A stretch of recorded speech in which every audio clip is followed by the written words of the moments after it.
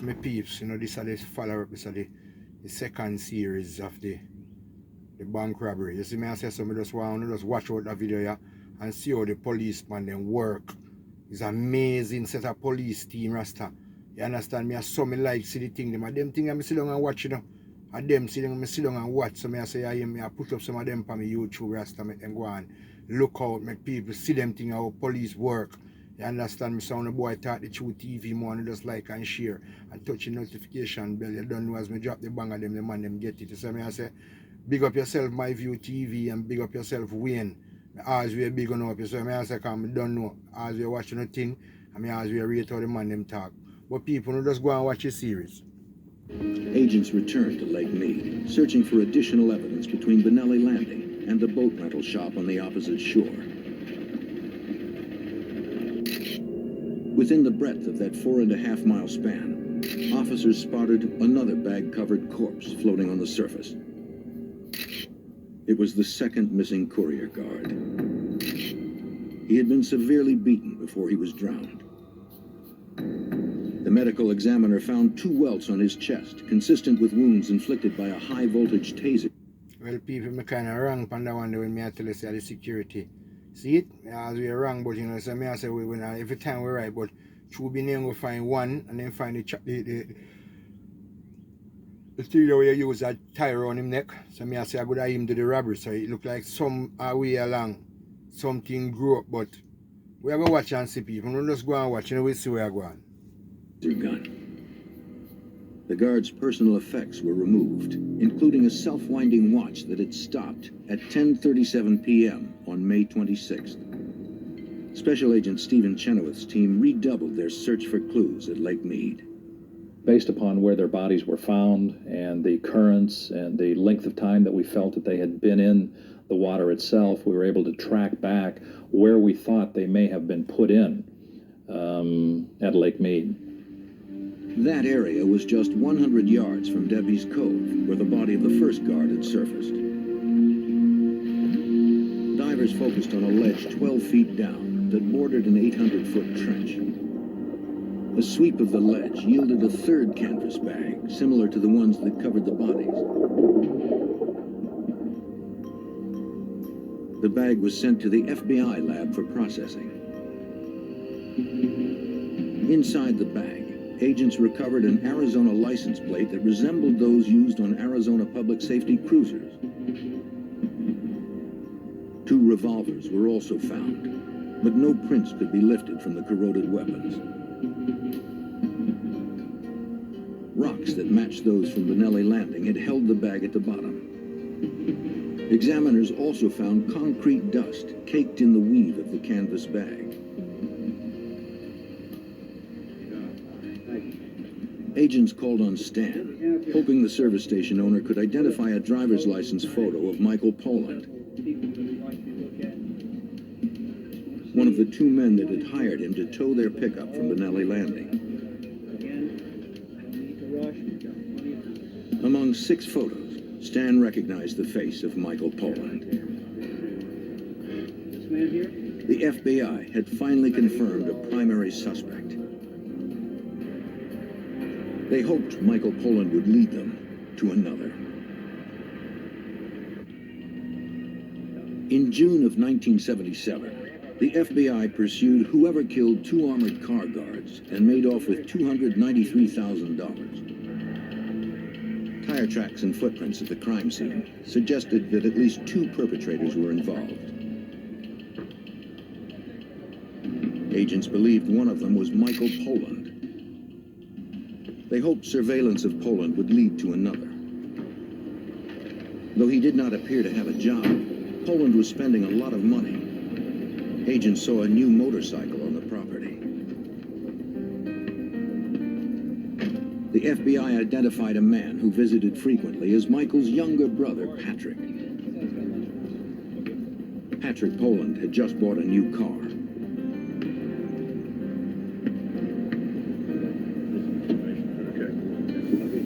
That peeps, I will them already, man. You see me, I show you, man. Jamaican police, this is what I'm showing you how to work. Want to investigate. You understand me? Jamaican police don't investigate, you know, then thief investigate. And then they protect and serve, you know. Then kill and serve and rob and serve, you know, brother. So this is just as a show, you know, how these police intelligent. All these police sit down and kick back and meditate upon their work. Then they meditate to go stop taxi man. Then they meditate to go out, they go hide and watch ganja man and collect extortion money. They know if you go a dance gate, go make promoter dance kick because he want a $20,000 he want him and friend them and the woman gal them to come drink up and 2 crate of Heineken. These police not in a them thing there. These police into investigate crime that people murder and kill and rob and rape people. You understand me, people? That's why I sit down and watch these things. A lot of these things I watching, brother. That's why I decide, say, you know what, I'm going to put up some of these things for my YouTube channel, you know, because guess what? My channel name Owen 32 TV, you know, brother. You understand me? It is some true story what me like see. You understand me? Anyway, you know, go and watch. It's a part 2 of it.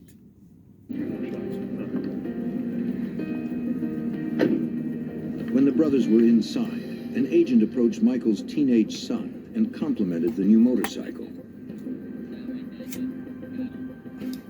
The boy responded that his father had recently bought 2 of them and a lot more.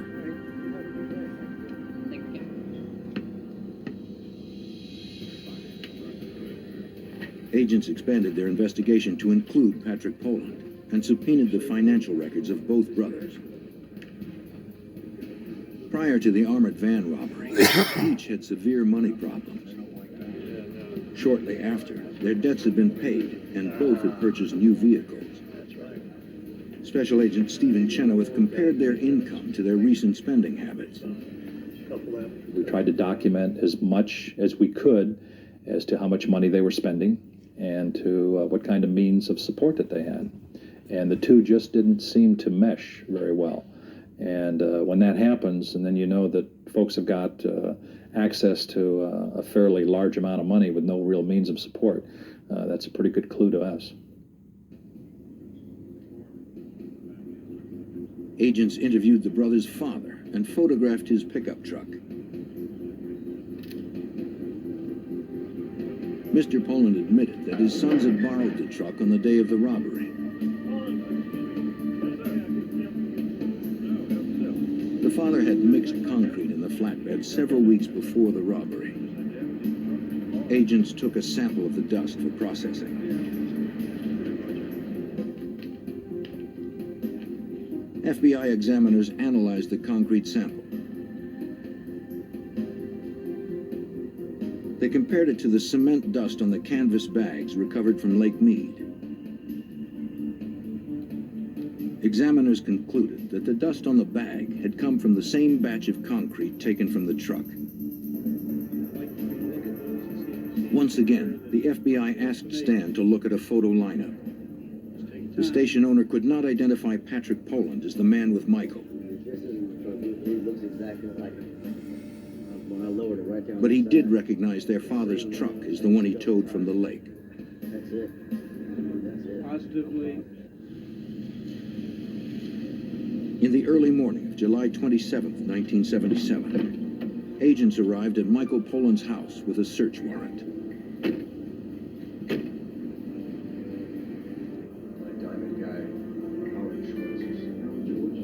Poland claimed to be a self-employed jewelry salesman. He said that on the day of the heist, he was in Las Vegas buying gems. 3 days. What are you doing on the way back? Investigators found $12,000 in cash. He claimed it was used for their jewelry business. The agents confiscated numerous receipts. One of them was for a pair of high-voltage taser guns sold to a man named Mark Harris a month before the robbery. A short distance away, agents searched the house of Michael's brother, Patrick Poland. FBI Special Agent Frank Mowry, now retired, asked if he and his brother Michael had been at Lake Mead. Patrick gave a different story than his brother had. He initially said that he and his brother were there fishing. He was very nervous. He was extremely nervous. He had difficulty in explaining a lot of about his whereabouts, particularly on the day of the crime and the day after the crime. Yeah, man, and them. Yeah, man, and done. You see that, peeps? You see that? It not take them too long to find out. It not take them too long because these people sit down for an investigation. I'm just doing this to Jamaican police, them, you know. Because of them I come from, and I see how the police and work down there. So I just do them video for Jamaican police. So I want to watch it. I want to just make sure I want to send them out to Jamaican police. Make sure say them I do this video for show them how to solve crime. Alright, my people, just go and watch. While Patrick was being interviewed, he received a call. It was his brother Michael. Yeah, they're over here too. He urged Patrick not to talk to investigators.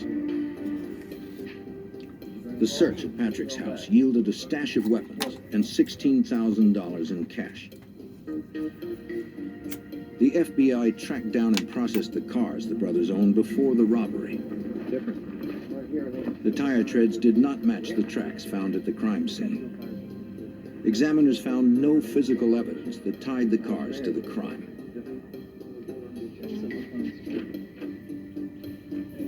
Agents visited the gun store where the tasers had been sold to Mark Harris prior to the robbery. The clerk who had made the sale could only remember that Harris was a white male in his 20s.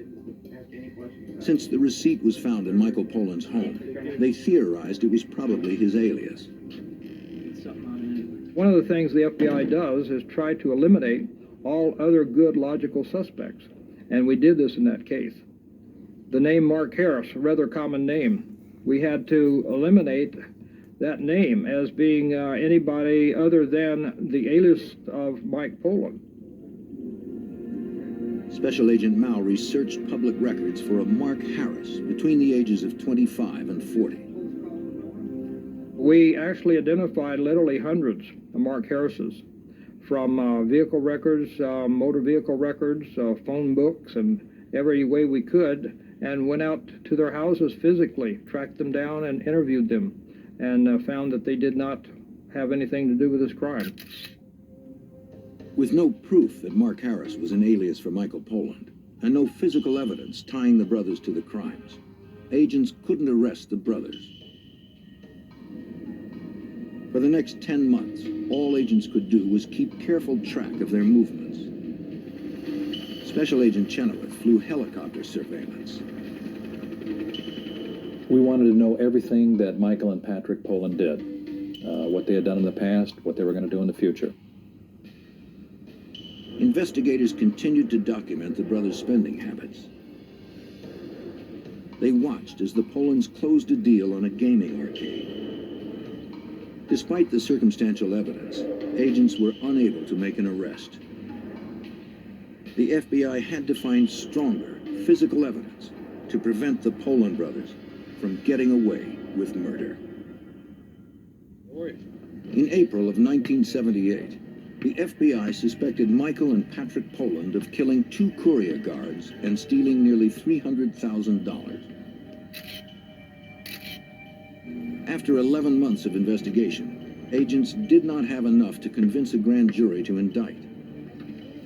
FBI Special Agent Frank Mowry desperately searched for evidence that would strengthen the case. What we badly needed was physical evidence. We didn't have fingerprints. We didn't have any real good eyewitnesses. We didn't have any physical bits of evidence that could link Mike and Pat Poland to the crime. The agent focused on the 3 canvas bags retrieved from Lake Mead with the guards' bodies. He checked with over 20 sources in the Phoenix area where the bags might have been manufactured. None recognized the work. Nobody could even give me a hint of who in town would make such a bag. Some even said, well, they probably came from out of town. So I became very discouraged. The agent visited the last store on his list and showed the bag. The owner recognized it as coming from his company. It was a custom size with a unique stitch sewn only by their seamstresses. He also identified the specially ordered cord purchased from a Georgia company. As far as the owner knew, his was the only shop in the area that made anything like it. He said, I will have in my record somewhere a receipt, because somebody would have walked in that door there and they would have said, I need to order so many bags, a certain length, a certain width, certain specifications. At the Phoenix FBI office, agents pored over hundreds of receipts covering years of business from the bag manufacturer. After almost a week, they found one receipt for 3 custom canvas bags dated 1 month before the robbery. They were sold to a man named Mark Harris. Agents had seen the name before on a receipt for a pair of tasers. Jamaican police, please, may I beg you people to share them to Jamaican police, because of them depend. A Jamaican policing system depend. You understand me? I know say we're out here and we are talk the things and them not like it. You understand me? They really not like it when we are talk the truth, but the truth are the truth. And a done boy talk the truth TV. We don't see the truth and hide it here. The man them fi clean up the system and work like these policemen. If a Jamaica this happen, you know, Rasta, in a 6 month time, even 6 month, 9 day time, them forgot it, you know, brother. All them gone do a look pan blood click somewhere figure rob to and look pan some more extortion, or look pan some taxi man figure rob up, you know. No, just go and listen, people.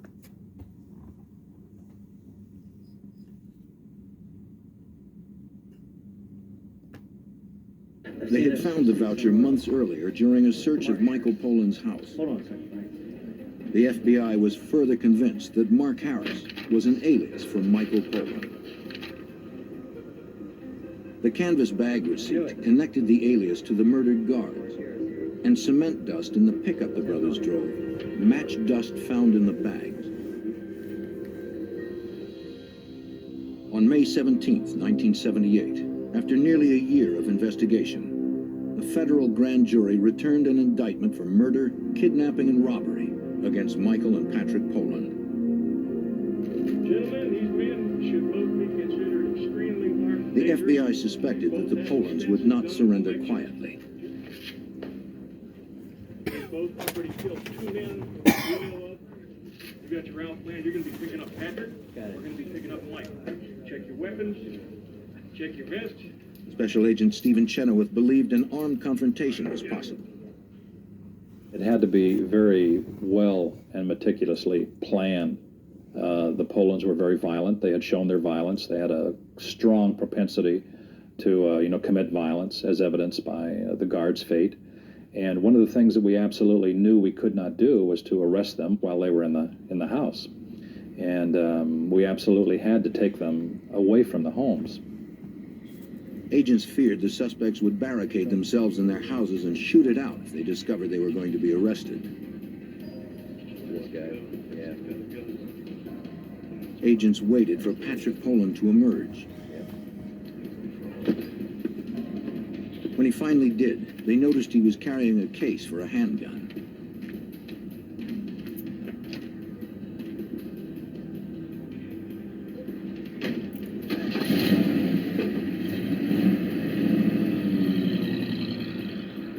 They tailed him for a safe place to make the arrest.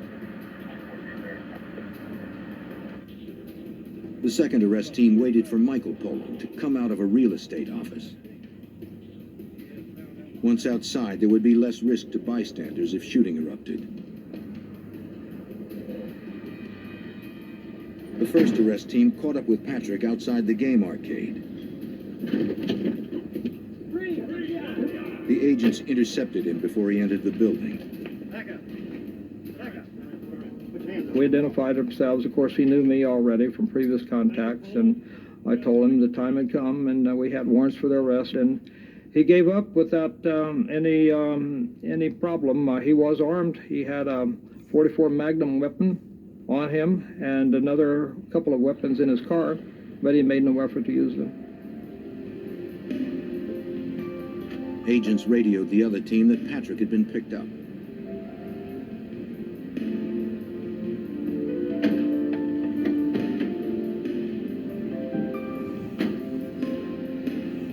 Jamaican police, you know, learn, you know, see techniques. You know, know how they run in the house and kick off the door and traumatize them and pick them.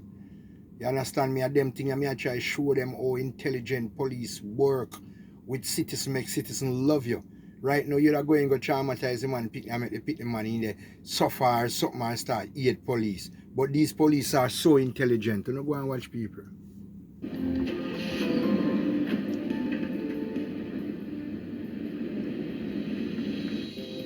Michael Poland had been in the real estate office for almost 45 minutes. Agents feared that he had somehow gotten word of Patrick's arrest and was preparing for an armed confrontation.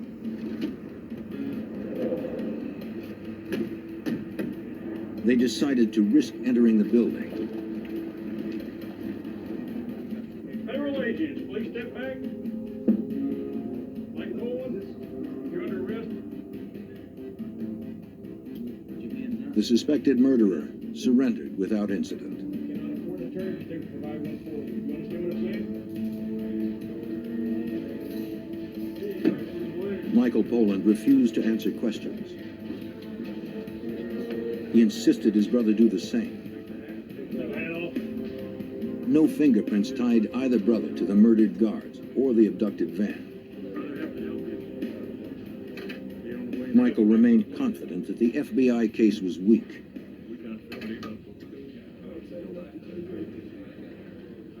In a case like this, you've got a joint venue. Venue certainly lies with the federal government with respect to the actual robbery of the van, and but we also have a homicide case that rests with the state authorities. Authorities considered their best strategy for a successful prosecution. State and federal prosecutors decided to split the charges. The Polands went on trial for robbery and kidnapping in federal court. Based on the circumstantial evidence gathered, a federal jury found the brothers guilty of the charges on February 15, 1979. They were sentenced to 100 years. These were two guards that were very hardworking, very loyal to their company. Both of them had worked for about 20 years for the company. They were